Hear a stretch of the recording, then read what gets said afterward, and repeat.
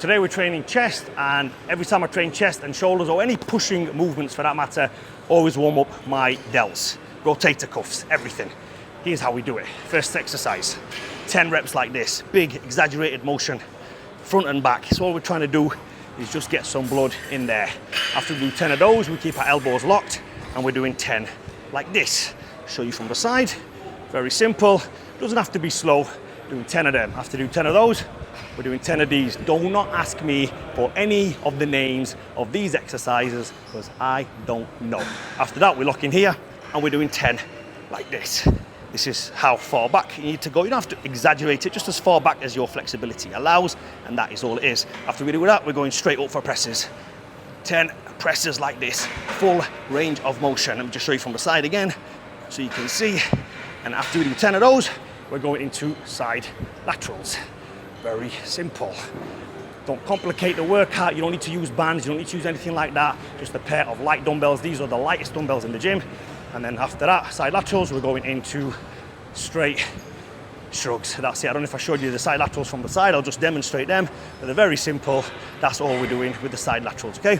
After we've done that circuit, what you want to do is you want to get to a tricep bar like this. You can use any bar. There's so many different bars you can use.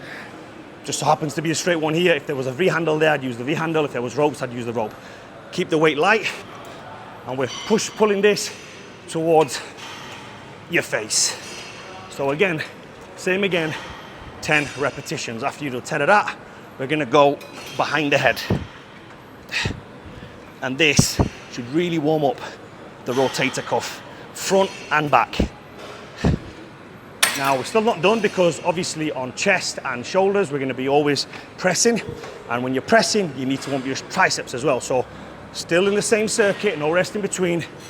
And for this one, I like to do around about 30 repetitions. Now, I know you guys are probably watching me thinking he's just throwing this weight around. And at the minute, yes, that's all I'm trying to do. Just trying to warm up. So move it forward a little bit, move it back. You can step into it. We're just warming the tricep up here. That's all we're trying to do. So when it comes to any pressing movements, we're not gonna hurt our elbows. And if you haven't got the Voodoo Floss band, definitely recommend using the Voodoo Floss as well. There's a video on here to show you exactly how that works. Now, that's one circuit. Do that twice. So you don't need no rest in between each exercise. I can't remember how many exercises there are. I think there's 7 or 8 different exercises there. And I've been doing that warm up for the past 22, 23 years. Never once, touch wood, there's no wood about anywhere. Never once, touch wood, have I ever been injured when it comes to shoulders. So those rotator cuff injuries that people keep talking about, those elbows, tendonitis, shoulder tendonitis, sprains, strains, whatever people have. There's so many different injuries that people get. This is the one thing that I credit it down to safety first when it comes to shoulders. Then obviously you need to have a cool down as well. And one other thing, the third thing, the thing that fits it all together is when you're training shoulders, full range of motion.